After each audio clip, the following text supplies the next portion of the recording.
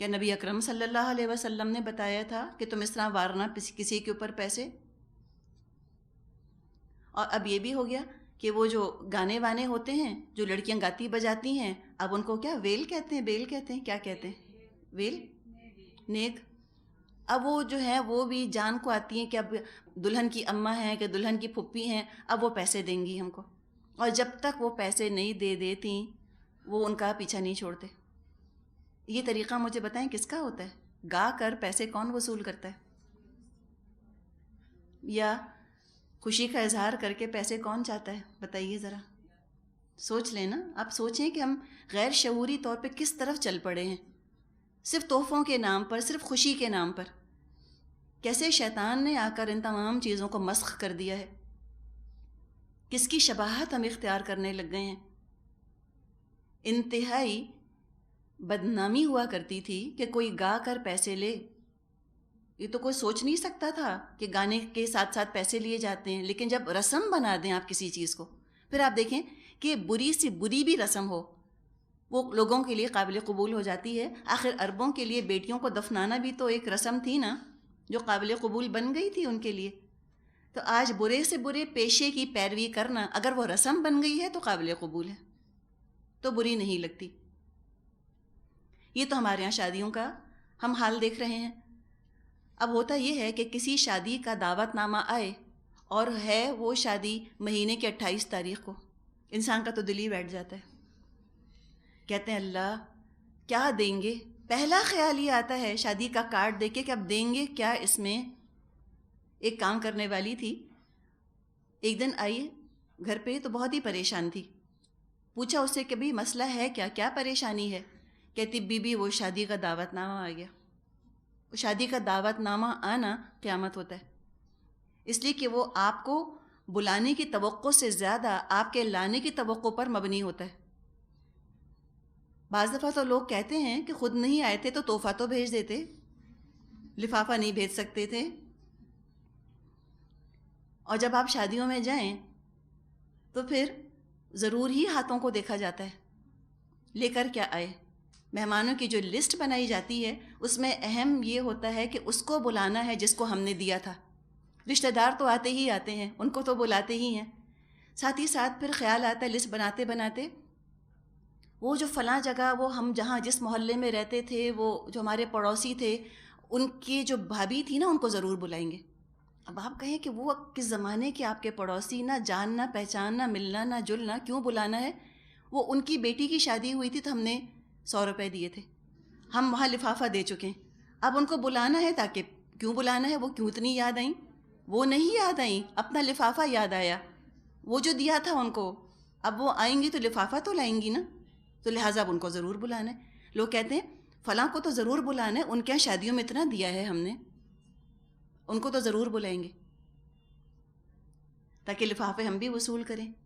اور پھر آپ دیکھیں ذرا، جب وہ شادیاں ہوتی ہیں تو دولہا کی اماں یا دلہن کی اماں وہ ایک پوسٹ مین جیسا بیگ لیتی ہیں، اور اس کے بعد وہ جو تحفے کا طریقہ ہوتا ہے، جیسے ہی کوئی مہمان آتا ہے پہلے اس کے ہاتھوں کو دیکھتے ہیں، اس کے بعد پھر وہ مہمان بھی آتا ہے، پھر وہ لفافہ دیتا ہے، اور وہ دے رہا ہوتا ہے اور لینے والے کا ہاتھ بڑھا ہوا ہوتا ہے، اور لے رہے ہوتے ہیں اور کہتے ہیں کیوں تکلیف کی، کیوں تکلف کیا۔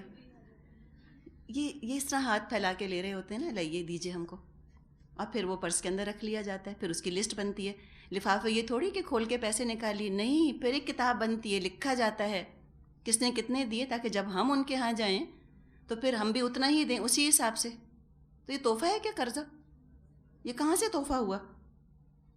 اور بعض لفافے کھول کے تو بہت غصہ آتا ہے، اچھا ہم جب گئے تھے تو سونے کی چین دی تھی، انہوں نے بس 500 روپے دے دیے، یہ کیا طریقہ ہوا بتائیے؟ تحفہ کس نیت سے دیا تھا؟ تو وہی تو بات فرمائی ہے کہ تم دیتے ہو دوسروں کو چیزیں لِيَرْبُوَ فِي أَمْوَالِ النَّاسِ، کہ لوگوں کے مال میں بڑھیں، فَلَا يَرْبُو عِنْدَ اللَّهِ، اللہ کے نزدیک کوئی نہیں بڑھتی وہ چیزیں، اللہ نہیں قبول کرتا۔ وَمَا آتَيْتُم مِّن زَكَاةٍ، زکوٰۃ سے مراد یہاں پر خوشی کے ساتھ، پیورٹی کے ساتھ کوئی چیز دے دینا، تُرِيدُونَ وَجْهَ اللَّهِ، اللہ کی خاطر اگر تم کوئی چیز دیتے ہو فَأُولَئِكَ هُمُ الْمُضْعِفُونَ، یہ ہیں بڑھانے والے، یہ ہیں جو کہ واقعی اپنے لیے آگے جمع کر رہے ہیں، ان کا تحفہ اللہ نے قبول کر لیا۔ پھر ایک اور مسئلہ ہم یہ دیکھتے ہیں کہ جتنا قریبی رشتہ دار ہو اس سے توقع کی جاتی ہے کہ وہ اتنا ہی مہنگا تحفہ دے۔ اگر لڑکی یا لڑکے کا ماموں یا چچا یا پھپھی یا خالہ وہ ہیں اور وہ اگر ہزاروں کا کچھ نہیں دیتے تو کہتے ہیں دیکھو محبت ہی نہیں، بھانجی کا تو خیال ہی نہیں، اس قدر ناراض ہوتے ہیں۔ اور پھر تحفوں کا دکھاوا بھی ہوتا ہے، پھر بتایا جاتا ہے کہ ماموں نے اتنا دیا، اور یہ ماموں کا تحفہ کیوں دکھایا، کیوں بتایا سب کو، تاکہ چچا بھی اس کے ٹکر پر آئیں، ان کی بھی غیرت تھوڑی سی جاگے اور وہ کہیں اچھا ماموں نے اتنا دیا، ہم اس سے بڑھ کر دیں گے۔ یہ طریقہ، چاہے قرض لینا پڑے، چاہے اپنے اخراجات کے اندر کمی کرنی پڑے، چاہے اس مہینے کا کرایہ نہ دیں یا بچوں کی فیس نہ جائے، لیکن ناک کا معاملہ بن گیا ہے نا تحفے کا لین دین، پھر تحفہ ضرور ہی دیں گے، چاہے حیثیت ہو چاہے نہ ہو، اس لیے کہ ان کو معلوم ہے کہ اگر وہ کم پیسے دیں گے تو رشتہ دار کتنے ناراض ہوں گے۔ مسلسل ہم دیکھتے ہیں کہ محبت جو ہے وہ پیسوں سے تلتی ہے، تحفوں سے تلتی ہے، دوسرے کے جذبات کی کوئی قدر ہی نہیں کہ اس نے کتنی محبت سے اگر یہ مجھ کو رومال بھی کاڑھ کر دیا ہے یا اس نے کتاب بھی اگر مجھ کو دی ہے، الحمدللہ اس کو خیال تو آیا، لیکن چونکہ اپنے اندر انسیکیورٹی ہوتی ہے، لوگوں کے احساس کمتری ہوتا ہے، اس احساس کمتری کو زد پڑتی ہے اگر کم پیسوں کا تحفہ دیکھیں۔ اپنی ویلیو بھی وہ قیمتی تحفے ہی سے ناپتے ہیں، مہنگے تحفے ہی سے وہ اپنی ویلیو ناپتے رہتے ہیں۔ اگر کسی نے بہت قیمتی تحفہ دیا ہوتا ہے اپنی نظروں میں بہت اعلیٰ ہو جاتے ہیں کہ دیکھو ہمیں کتنا اعلیٰ سمجھا ہے انہوں نے، کتنا مہنگا تحفہ دیا، اور اگر کوئی کم قیمت کا تحفہ دیتا ہے اپنی نظروں میں دراصل گرتے ہیں، کہتے ہیں اچھا ہمیں گھٹیا سمجھا اس لیے کم پیسے کا تحفہ دیا، اس طرح سے ناراض ہو جاتے ہیں۔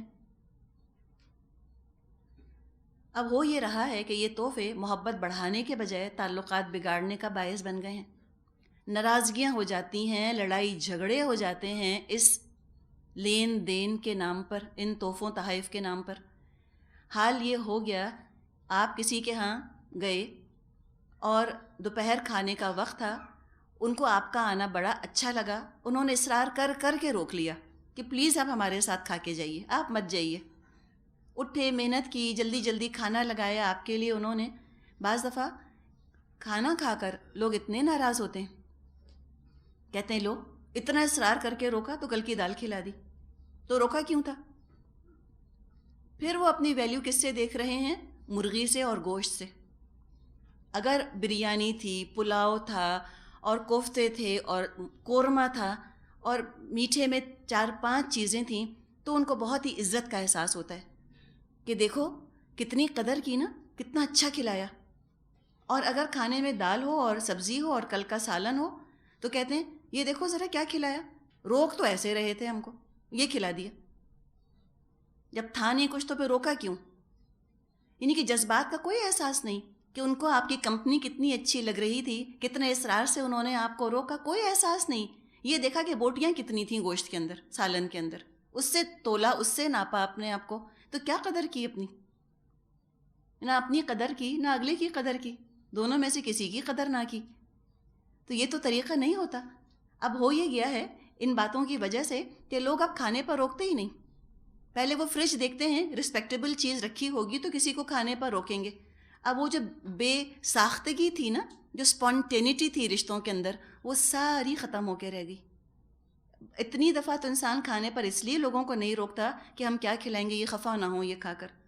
ہوتا ہے انسان کے فریج میں روز روز تو نیا کھانا نہیں پکا ہوتا، بعض دفعہ لیفٹ اوورز ہوتے ہیں، یہ سوچا ہوتا ہے چلو رات کو یہ کھانا ختم کر لیں گے پھر کل فریش پک جائے گا۔ پہلے تو مہمان آتے تھے تو وہ کھانا رکھ دیا جاتا تھا ان کے سامنے، بہت سے بہت ہم کو یاد ہے کوئی آلو کی سبزی پک گئی کچن میں، چلو جلدی سے تاکہ ایک آدھ چیز ایکسٹرا ہو جائے، وہ کھلا دی۔ تو اب یہ چیزیں ہمیں دوبارہ سے ان کو اجاگر کرنے کی، زندہ کرنے کی ضرورت ہے۔ غیر ضروری تکلفات نے، جس کو کہ ہم رسومات کا یا لحاظ کا نام دیتے ہیں، اس نے پھر تعلقات میں دوری پیدا کر دی ہے، رشتوں کے اندر دوری پیدا کر دی ہے۔ بہت دفعہ لوگوں کا دل چاہتا ہے کہ چلو فلاں کو بلا لیں چائے پر یا کھانے پر، بجٹ اجازت نہیں دیتا، لہٰذا ہم بلاتے نہیں۔ اگر ہم گیٹ ٹوگیدر کرنا چاہتے ہیں، سمپل رکھ لیں کہ ہم 2 چیزیں رکھ لیں گے، ایک گلاب جامن، ایک سموسہ، ایک شربت، ایک گلاس شربت یا ایک پیالی چائے، الحمدللہ بہت ہے۔ بسکٹ پر بلا لیں، جمع کرنا، ساتھ مل کر بیٹھنا، یہ مقصد ہے نا۔ انسان جو ہے انسانوں سے ملنے جاتا ہے، وہ کوئی بکرے کی بوٹیوں سے ملنے تو نہیں جاتا، وہ کوئی چاول کے دانوں سے تو ملنے نہیں جاتا۔ ہم کسی کے گھر جا کر یہ تو نہیں کہتے کہ بریانی آپ سے بہت خوشی ہوئی مل کر، تو ہم بریانی سے مل کے تو نہیں خوش ہوتے، ہم کہتے کہ ہاں بہت اچھی لگ رہی ہیں آپ ہم کو، یا قورمے آپ کتنے اچھے ہیں، یہ تو نہیں کہتے۔ انسانوں سے ملنے جاتے ہیں تو یہ انسانوں کو اہمیت دینے کی ضرورت ہے۔ ہر چیز کے اوپر پیسے کا ردہ چڑھ گیا، ہر چیز مٹیریلزم کا جو ہے وہ شکار ہو کے رہ گئی ہے، یہاں تک کہ تعلقات بھی۔ لوگ جو ہیں وہ اب خوشی سے تحفے دیتے بھی نہیں، مصیبت سمجھ کر، بوجھ سمجھ کر دیے جاتے ہیں۔ کوئی مہینہ ہے، اب بعض مہینے اتنے بوجھل بن کر آتے تھے اس لیے کہا جا رہا ہے کہ جب تک اسلام کا نور نہ آیا تھا زندگیوں کے اندر، یہ سارے ہم نے اسر اغلال اپنے گلوں میں ڈالے ہوئے تھے نا، سارے یہ ہم نے ساری کڑیاں اور یہ ساری زنجیروں سے جکڑا ہوا تھا اپنے آپ کو۔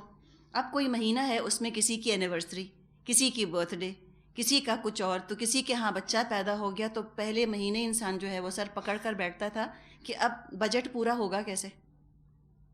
اب ہوتا بھی یہ ہے کہ جو ان کی توقع ہوتی ہے اس کی جیب اجازت نہیں دے رہی ہوتی، جو جیب اجازت دے رہی ہوتی ہے وہ ان کی توقع پر پورا نہیں اتر رہا ہوتا، تو کریں تو کیا کریں۔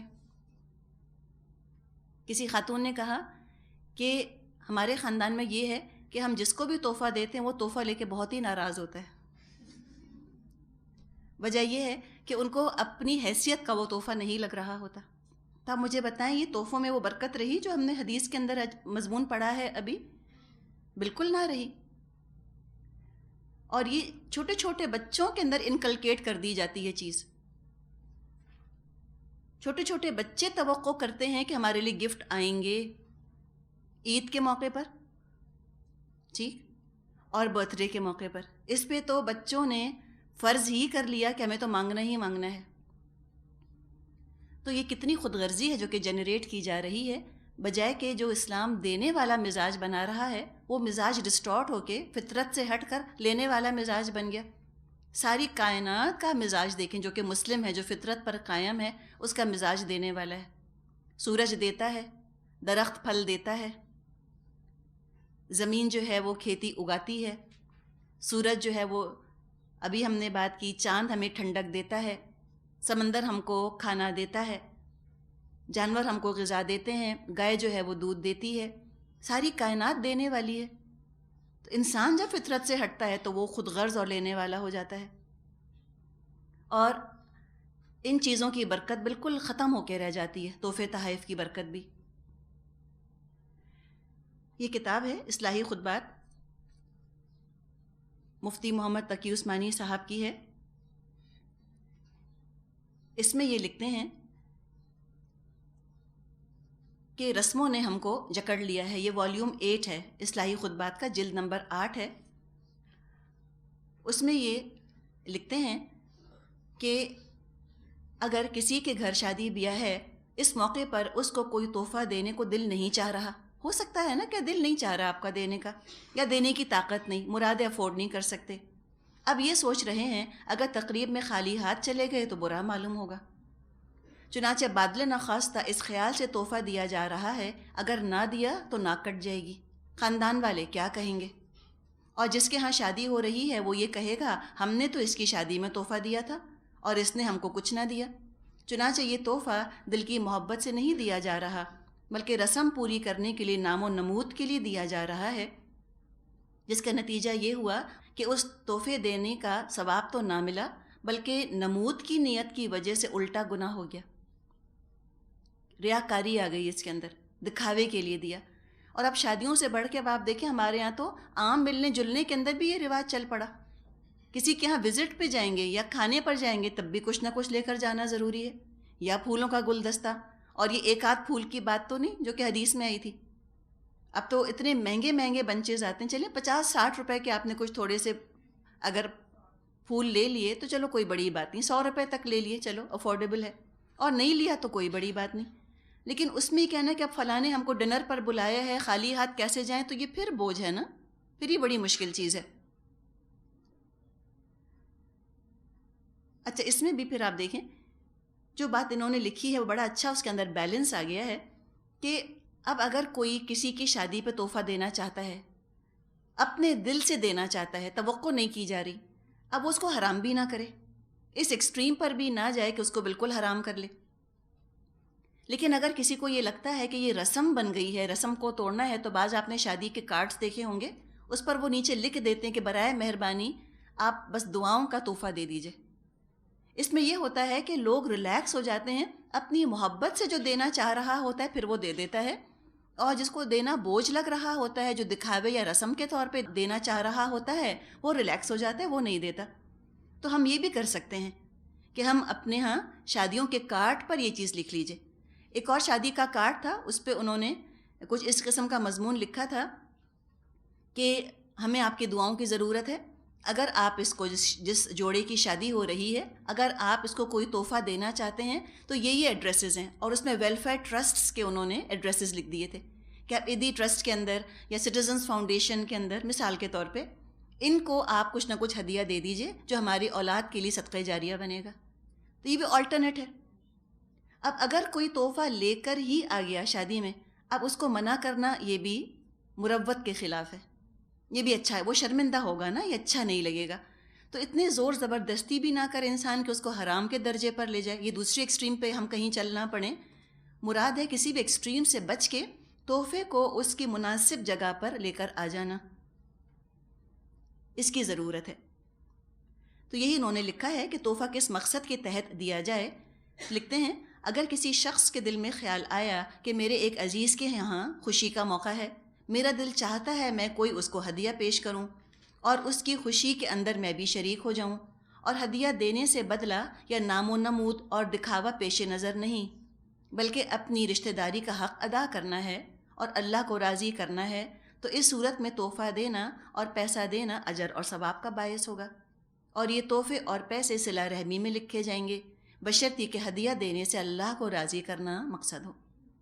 دینا ہی ہے خاموشی کے ساتھ دے دیجئے, اس پر بھی رسم ہے تحفہ دیا کیسے جائے. بلکہ ایک لفظ استعمال ہوتا ہے خاندانوں میں کہ تحفہ دیدارو ہونا چاہیے, پھیلا ہوا, تاکہ خوب بڑا نظر آئے, خوب اچھا نظر آئے وہ لوگوں کو کہ کتنا سارا انہوں نے دیا ہے. اور نہ کسی کو بتانے کی ضرورت ہے کہ میری بہن نے کیا دیا, میرے بھائی نے کیا دیا, انہوں نے اپنے رشتے سے دیا, اپنی حیثیت سے دیا, کمپیریزن کروانے کی یا اس کا دکھاوا کرنے کی قطعاً ضرورت نہیں. ایک اور آپ دیکھیے جو انہوں نے لکھا ہے, بڑی اہم بات ہے, ہیڈنگ دی ہے انتظار کے بعد ملنے والا ہدیہ بابرکت نہیں. حدیث میں یہ تک بیان فرمایا گیا ہے کہ آپ کا کسی شخص کی طرف دھیان لگا ہوا ہے کہ فلاں شخص میرے پاس ملاقات کے لیے آئے گا, مجھے ہدیہ پیش کرے گا, اب آپ کو اس کے آنے کا اشتیاق اور انتظار ہو رہا ہے, تو اس صورت میں اس ہدیے کے اندر برکت نہیں ہوگی. اور جو ہدیہ طلب کے بغیر اور انتظار کے بغیر اس طرح آپ کو ملا ہے کہ اللہ تعالیٰ نے کسی بندے کے دل میں یہ خیال ڈالا کہ وہ تم کو ہدیہ پیش کرے, اس نے وہ ہدیہ لا کر پیش کر دیا, وہ ہدیہ بڑی برکت والا ہے. گویا اشتیاق اور انتظار سے اس ہدیے کی برکت میں کمی آ جاتی ہے, اس لیے ہدیہ آنے سے پہلے ہی اس کے اندر نفسانی غرض شامل ہو گئی, تو اب اس کے اندر برکت نہ رہی. تو وہی ہے نا کہ تحفہ ایکسپیکٹ نہیں کیا جاتا کہ وہ آئے گا تو میرے لیے وہ کوئی نہ کوئی تحفہ لے کر آئے گا. اور چھوٹے چھوٹے بچوں کی ہم بات کر رہے ہیں کہ برتھ ڈے کے نام پر ہم ان کو عادی کر دیتے ہیں کہ وہ سب سے تحفے کی توقع رکھیں, اور پھر بچے کمپیریزن کرتے ہیں, اس نے اتنی کم قیمت کی چیز دی, مجھ کو تو یہ چیز چاہیے تھی, وہ بھی ڈیمانڈنگ سے ڈیمانڈنگ ہوتے چلے جا رہے ہیں تحفوں میں. عیدی کو بھی آپ دیکھیں, چلیں ایک خوشی کے اظہار کے طور پہ تھوڑی بہت رقم بچوں کے ہاتھ پہ رکھ دی. اب تو عیدی کے بھی ریٹس ہو گئے ہیں نا قربانی کے بکروں کی طرح سے. آپ کبھی بچوں کو 100 روپے تو دیں, اتنے منہ لٹکیں گے ان کے نیچے تک, کوئی ویلیو نہیں, وہ تو 1000 سے کم پہ راضی نہیں. اور اس کے بعد پھر پرسوں کے اندر وہ کھتے بھرتے ہیں اور پھر کمپیریزنز ہوتے ہیں بچوں کے آپس میں، تمہیں کتنی عیدی ملی، مجھے کتنی عیدی ملی، اور پھر وہ جا کے سیل فون خریدیں گے. سیل فون خریدنا بچوں کا عیدی سے آپ سوچیں ذرا. تو یہ ہم اپنے بچوں کو بگاڑتے ہیں. طریقہ یہ ہم کر سکتے ہیں کہ پلیز اس رسم کو بھی مناسب حد کے اندر لے کر آئیں، ایک ٹوکن کے طور پہ کچھ دیں. اور اس میں بہتر یہ ہوتا ہے کہ آپ نے گھر میں کچھ سویٹس رکھ لیں، کچھ چاکلیٹس لا کے رکھ لیں، بچے آئے تو آپ نے وہ پیکٹ ان کو دے دیا، اس سے بھی وہ خوش ہو جاتے ہیں، بجائے کتنا ہزاروں اور سینکڑوں کے اوپر جو ہے وہ اس طرح تحفوں کا معاملہ لے کر جائیں ہم، جس سے کہ بچے ہمارے اسپوائل ہو جائیں. ابھی سے ان کا مزاج پھر لینے والا بن جاتا ہے. اور ضروری نہیں کہ آپ اس طرح رسم باندھ کر ہی اور اس طرح سے ان کو آپ تحفے وصول کروائیں. اگر کوئی گیٹ ٹوگیدر کرنی ہے، گھر پہ بچوں کے فرینڈز آ گئے ہیں، تو پھر آپ یہ کہہ سکتی ہیں کہ چلو تم ان کو کیا دو گے، تم یہ گفٹ ان کو دے دینا. فرینڈز آئے ہیں، تم گفٹ دے دو، تم ان سے ایکسپیکٹ نہیں کرو کہ وہ کیا لائیں گے. اس حد تک بچوں میں لالچ پیدا ہو جاتی ہے کہ کوئی اگر باہر سے مہمان آیا، اب وہ سوٹ کیس کے انتظار میں بیٹھ گئے، یہ کب کھلے گا، اس میں سے ہمارے لیے کیا نکلے گا. دیکھیے ہم ماؤں کے سوچنے کا مقام ہے نا، وہ تو بچے ہیں. اگر وہ اس طرح سوچ رہے ہیں تو ماؤں کو کریکشن کی ضرورت ہے. بچے سے بڑھ کر ماں انتظار میں بیٹھ گئی، میرے لیے کیا نکلے گا، نند آ تو گئی 1 مہینے کے لیے، لائیں کیا. تو آپ سوچیں کہ بچے کیا سیکھیں گے پھر. تو تحفے کی طرف سے بے نیازی اختیار کیجیے، ان کو اہمیت مت دیجیے. اگر رسم بنا کر تحفہ دیا جا رہا ہے، رسم کو توڑنے کے لیے آپ تحفہ لوٹا سکتی ہیں. کس شرط کے ساتھ؟ کہ آپ نے پہلے سے کہہ دیا ہو کہ ہم تحفہ نہیں لیں گے. یہ کہنے کو کہتے ہیں تحفہ، ہوتی ہے رسم. جیسے کہ ہمارے یہاں پراونیوں کے جوڑے ہیں، ایک رسم ہے نا پکی، لڑکی کے گھر والے ضرور لڑکے کے گھر والوں کو جوڑے بانٹتے ہیں. اگر آپ لڑکے والی ہیں، آپ پہلے سے بتا دیجئے اپنے بیٹے کے سسرال والوں کو کہ آپ پراونیوں کے جوڑے نہیں لیں گے. ریزن کیا ہے؟ ان کی بے عزتی مقصد نہیں. مقصد یہ ہے کہ دیکھیں معاشرے میں رسم بن گئی ہے. لوگ ضرور ہم سے پوچھیں گے کہ اچھا بتاؤ لڑکی والوں کے یہاں سے کیا آیا تمہارے لیے، تو آپ کہہ سکیں کہ کچھ نہیں آیا، اس لیے کہ یہ رسم ہم کو ختم کرنی ہے. اتنی تاکید کے باوجود اگر وہ جوڑے بھیج دیتے ہیں تو آپ کو حق ہے کہ آپ واپس کر دیں. آپ کہیں ہم نے منع کیا تھا، آپ کسی اور موقع پہ دے دیجئے. ٹھیک ہے، آپ کی محبت میں نے رکھ لی اور یہ جوڑا واپس لے لیجئے. کسی موقع پہ آپ دوبارہ دے دیجئے گا، کبھی آپ ملنے آئیں آپ لے آئیے گا، ان کی بے عزتی بھی نہ ہو. دیکھیں سسرال کا معاملہ نازک بھی ہوتا ہے نا، ذرا سنبھل کے چلنے کی ضرورت ہوتی ہے. ان کی بے عزتی کرنا مقصد نہیں ہے، مقصد صرف ہم کو سنت کو تازہ کرنا ہے. چونکہ یہ سنت طریقہ نہیں رسم باندھ کر تحفہ دینا، تو ہم سنت تازہ کرنا چاہ رہے ہیں. تو اس طرح بہت دھیمے سے بہت سمجھا کے یہ بات ان سے کر دیجئے کہ دیکھیں ہے تو یہ میری چیز، آپ نے مجھے دی ہے نا، اب میں آپ کے پاس امانت رکھوا رہی ہوں. آپ بے شک کل آئیں آپ لیتی آئیے، لیکن شادی کے موقع پہ نہیں. پراونی کا جوڑا بنا کر نہ دیں اس کو اس طرح سے. پھر آپ یہ کام کر سکتے ہیں.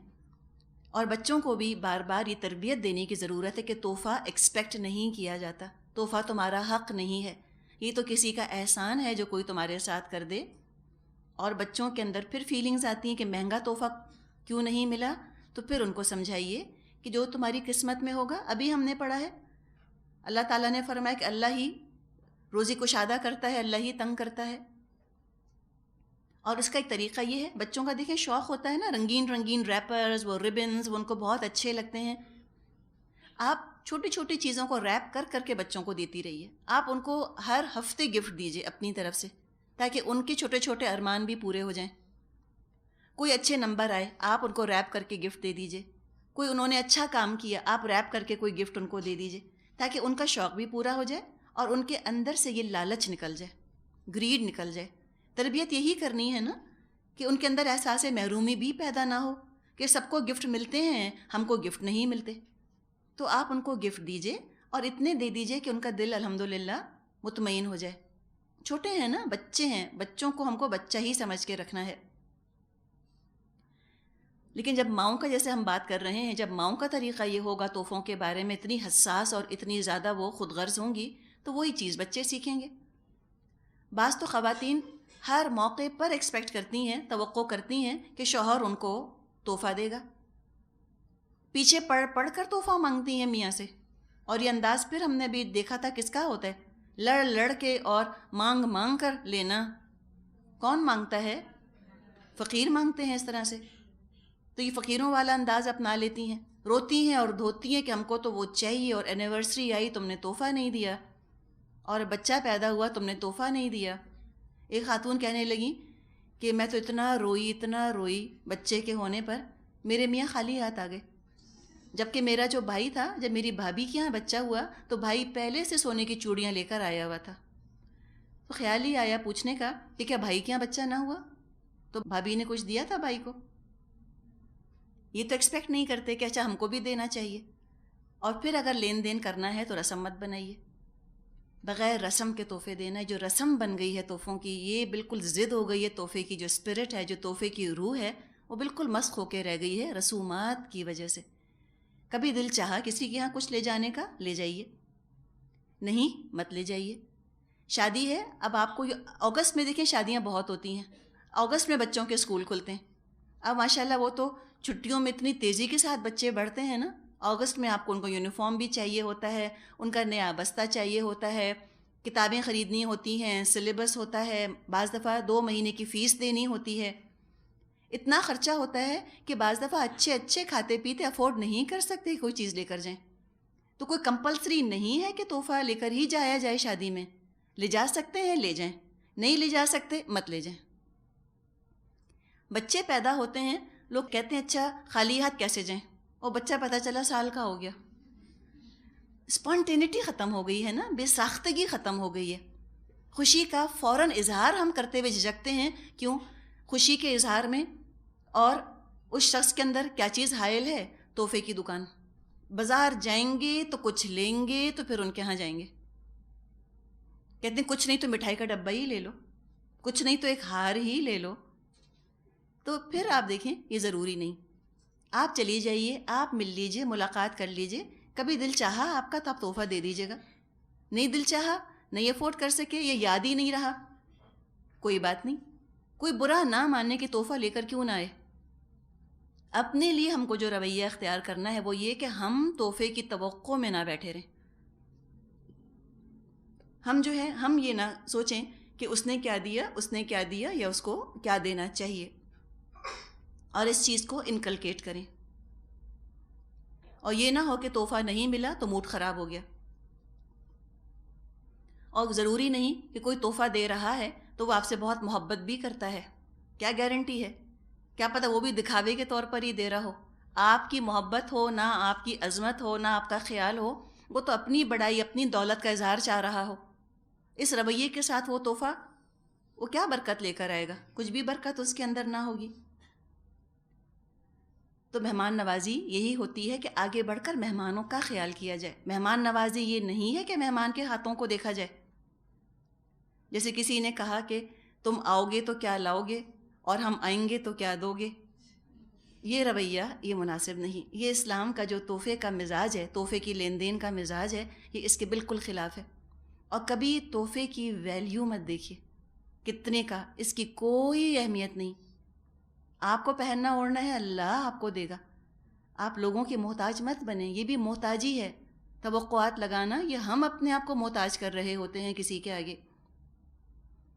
لہٰذا اپنے آپ کو بے نیاز کرنے کی ضرورت ہے مخلوق سے، اور اللہ کے ساتھ تعلق جوڑنے کی ضرورت ہے. میری ضروریات اللہ پوری کرے گا انشاءاللہ تعالی.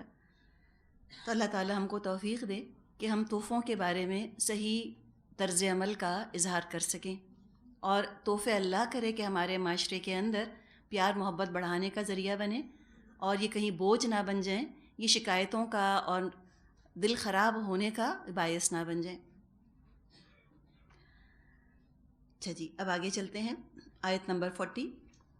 اللہ الذی خلقکم ثم رزقکم ثم یمیتکم ثم یحییکم هل من شرکائکم من یفعل من ذلکم من شیء سبحانہ وتعالی عما یشرکون.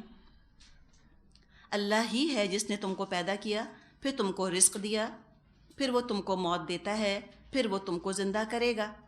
کیا تمہارے ٹھہرائے ہوئے شریکوں میں کوئی ایسا ہے جو ان میں سے کوئی کام بھی کرتا ہو؟ پاک ہے وہ، اور بہت بلند اور برتر ہے اس شرک سے جو یہ لوگ کرتے ہیں. لیکن پھر یہاں ہمارا نقطۂ نظر درست کر دیا نا کہ تم اللہ پر کیوں نہیں آخر انحصار کرتے، توکل تو اللہ پر کیوں نہیں کرتے؟ کیوں تم جائز چھوڑ کے ناجائز کے پیچھے جاتے ہو؟ کیوں تم کسی اور سے توقع لگاتے ہو کوئی تم کو کچھ دے گا؟ اللہ کے اختیار میں سب کچھ ہے. کسی اور سے بہت زیادہ توقعات لگانا ایسا نہ ہو شرک کا باعث بن جائے. اللہ کھلاتا ہے، اللہ موت دے گا، پھر اللہ زندگی دے گا. تو اس طرح سے زندگیاں گزارو کہ جب تمہاری ہمیشہ رہنے والی زندگی تمہارے سامنے آئے تو یہاں جو کچھ تم نے لیا دیا وہ تم کو فائدہ ہی پہنچائے. آیت 41 ظہر الفساد فی البر والبحر بما کسبت ایدی الناس لیذیقہم بعد الذی عملوا لعلہم یرجعون. قل سیروا فی الارض فانظروا کیف کان عاقبۃ الذین من قبل کان اکثرہم مشرکین. خشکی اور تری میں فساد برپا ہو گیا ہے لوگوں کے اپنے ہاتھوں کی کمائی سے، تاکہ مزہ چکھائے ان کو ان کے بعض اعمال کا، شاید کہ وہ باز آئیں. اے نبی صلی اللہ علیہ وسلم ان سے کہیے زمین میں چل پھر کر دیکھو پہلے گزرے ہوئے لوگوں کا کیا انجام ہو چکا ہے، ان میں سے اکثر مشرک ہی تھے.